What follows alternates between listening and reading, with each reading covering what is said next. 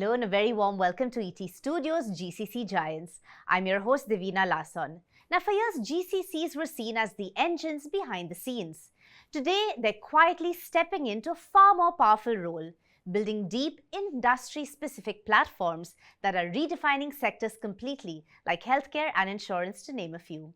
So what does it really take to build vertical tech from the ground up? And could the next global platforms emerge completely from these very ecosystems? Joining us today to deep dive into this and much more are our esteemed guests, Mohammed Anzy, Managing Director, Guidewire Software India, and Arun Palivela, India Director, Align Innovation Center, and Invisalign R&D, Align Technology. Hello and welcome to ET Studios. Thank you for joining us. It's a pleasure to have you here today. Extremely pleased to be part of it. Yeah. Wonderful. You know, we're here to deep dive into a very fascinating topic which is not as often addressed when it comes to conversations around GCCs.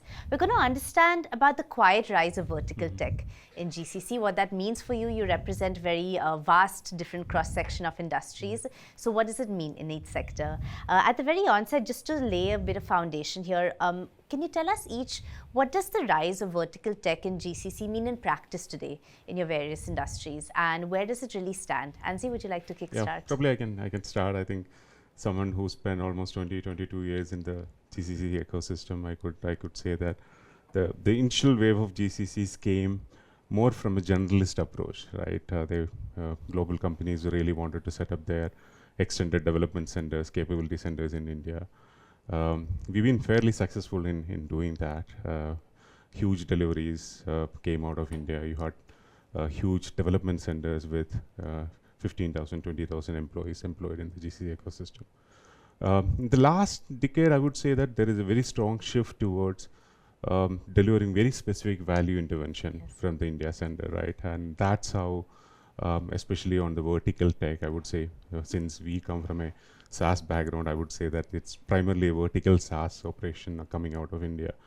I would just quote my case where the global HQ came to India with a very specific need. They needed an intervention in the cyber insurance risk. Okay. So they identified a startup in Chennai and acquired the startup way back in 2017, and we built the full practice, the cyber insurance practice out of India. It was a very, very classic case, and then we started building edge solutions on top of it. We built the data platform, we built the analytics platform around that. So again, to answer a very specific question, yes, absolutely, I think the game has completely changed recently. The conversation is not from an extended development center or a capability center. They are very clear in terms of what's the value delivery which should happen from India. And that's how the vertical GCCs are being set up. Okay, wonderful. Arun, over to you. Yeah, first of all, thank you so much for having me here, right? So I think I have been here for 20 years in the GCC ecosystem one way or the other. And what we have seen typically happen is it's no longer a volume play. I mean, as what Anzy was mentioning before, typically we started off as a growth center where we are actually continuing to grow, add value, add team members to it. But at the end of the day, we kind of came to a stage where we are more tech focused. Rather than having a breadth of roles, we are more specialized in terms of roles and all. I think that's where you're seeing more domain-specific expertise coming up. Wonderful. And obviously, for someone like me in a medtech space, I mean, obviously not in the overall healthcare or life sciences umbrella, but in the medtech space, I think we are seeing a pretty important need for us to understand what the domain offers. At the same time, what is it that the end users, especially the doctors or the patients, will have to look at as well. Sure. So I think we have definitely seen a shift in terms of how the industry has evolved. Especially the extended arms of our global organizations have evolved over the last few years. And we have seen typically over the last 2-3 years, there are a lot of small nano GCCs or micro GCCs coming in. It's no longer about the headcount anymore. It's about domain specific headcount or probably domain specific skills that are being built going forward. Wonderful. Thank you both. Let's now deep dive a little bit into each of your industries. So Anzy, starting with you, can you tell us in your vast experience of 20 plus years, as you were saying, how are you seeing technology moving in the GCC space from just being kind of an efficiency tool to true enabler to take that core business functionality of the GCC to the forefront? Yeah, probably I can start with my earlier role where I was actually leading a large enterprise software organization as a chief operating officer in India, managing 5 different locations. One of the larger mandate was for us was primarily to look at how do we optimize the entire value chain from a delivery perspective and from an innovation perspective. We had almost 17,000 employees spread across 5 different locations, building synergies, building capabilities, building integrations, building automations. These were primarily the kind of conversation that we used to happen, right? The largest story, the largest strategy is curated out of somewhere else, and then we are, I would say, primarily largely an execution function. But things have changed. I mean, again, if you really look at the last couple of years, things have significantly changed. There are transformation being led from India. There are products which are being incubated out of India for the global customers. I think this is a huge leap from where we used to be to where we are at this point of time. And all this conversation, technology has been a strong enabler, right? It's been making things which are not realistically possible in the past, making it possible now. And now most of the HQ, I mean, most of them large corporations are coming to India for faster adoption of technology. I think this is a script which is running around, and if you one of the key differentiators for India is also the kind of talent. If I really need to hire a data scientist, yes, talent is available. If I need a DevOps talent, it's available. If I need a product manager, it's available in India. I think the ability for us to hire across a multiple spectrum of capabilities and functions is the unique value that India offers to the global scene, right? I think that's one of the key differentiators that I would see. And again, looking at our journey, we came to India, Guidewire came to India to build a cloud platform. They didn't come to India to build an automation. They didn't come to India to build an extension of a solution. They came to India to build a full stack cloud solution, data platform from India. I think that actually tells a story that the scene has completely changed. Wonderful. Probably just to add to Yes. what Anzy was saying, right?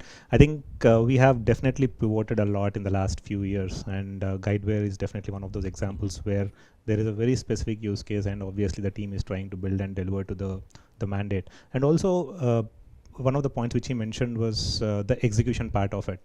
It's no longer about execution, but I think the flawless execution will continue to be the base of why India actually existed, because we have always been known to be a very good executionist, but at the same time we built on that particular reputation, and now I think flawless execution is a given. I mean, there is absolutely no doubt from a global headquarters point of view, or probably our other locations as such, that okay, I mean, it is a given that the execution will not be compromised. It's just that how we are kind of adding value to how we do things. I mean, what are the different stakeholders that we are working with, what kind of products that we are delivering from here. I mean, those are all the next steps that are coming into the picture, but I think flawless execution will continue to remain one of the key pillars for us to grow from.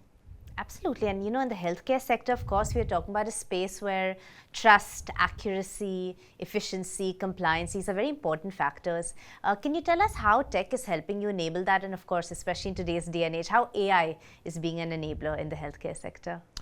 Yeah, I mean, AI is always an interesting topic to talk about, right? I mean, we have always been, I mean, not just in this organization, but prior to this, obviously I was in a different sector altogether, but everywhere that we are talking about, I mean, AI has played some part or the other in terms of helping the overall way we are working as well. So I think it has been integrated into how we work, be it in terms of the employee productivity or in terms of how it will benefit the end users or the doctors in our case. I think it has always been integrated in the overall workflow of things. Now, how will it change going forward? I think for sure, I would definitely say a lot of good things will be coming up, especially in the healthcare space, because we need to make sure that there are proper guardrails in place, especially when you're talking about AI. We need to make sure that there are proper guardrails, there's a proper governance in terms of how we are looking at some of the things. And obviously, as I said, the entire thing have to be governed properly in such a way that people understand that, okay, there are quite a few regulations that we need to be careful about, because in a healthcare or probably in a medtech kind of a space, it's a heavily regulated industry. Absolutely. So obviously we need to make sure that we understand what are the regulations, how do we kind of factor into some of those things, at the same time making sure that it is helping our employees or the engineers on the ground to make sure that their life is getting better as well. Anzy, anything you'd like to add to that? Another highly regulated sector. So how is AI making waves and really impacting the GCCs? I have slightly different point of view. I think my point of view is that AI is significantly, I would say slightly overhyped at this point of time, in the sense that the short-term impact of AI is slightly overhyped. But my biggest fear is that the long-term impact of AI is significantly underhyped. Right. Okay. You would have new solutions built overnight. You will have core systems replaced over time with new companies coming in. So there is a very significant traction that artificial intelligence can build on a long term. And very interestingly, last week I was meeting a founder, not a founder, a GCC leader. His mandate was to really define the AI strategy for the global companies. So he set up a team of almost 300 people based out of Delhi, and they are actually crafting the global strategy for AI for the organization. So things have completely changed. And again, from a tech perspective, the conversation for us is, for all of us build software. That's completely true. But then the fact is that with AI coming into play, especially the different code generation models coming into play, there is a significant acceleration happening in building software, right? Which is good for us. Again, for us, the conversation is really about creating outcomes for the customers, not really building code, right? Code is a means to create outcomes. So I think with AI coming into play, I think there is a very significant benefit that all of us see. Things that used to take months can be done in weeks or days at this point of time. So we see it as a huge enabler. Okay, wonderful. And again, coming back to insurance sector, how do you see Indian GCCs really building the new age insurance platforms that will ultimately be the global platforms that are used? Do you see this as part of the vision? Absolutely. I think I don't know how many of you know about the number of insurtech startups based out of India. There are close to 526 insurtech startups operating in India. There is a huge potential which is coming out. People are not often talking about it, but we have seen how financial services banking is getting disrupted with UPI, Aadhaar, everything, right? Absolutely. The insurance industry is just waiting for that moment. I think especially with government's mandate of insurance for all by 2047.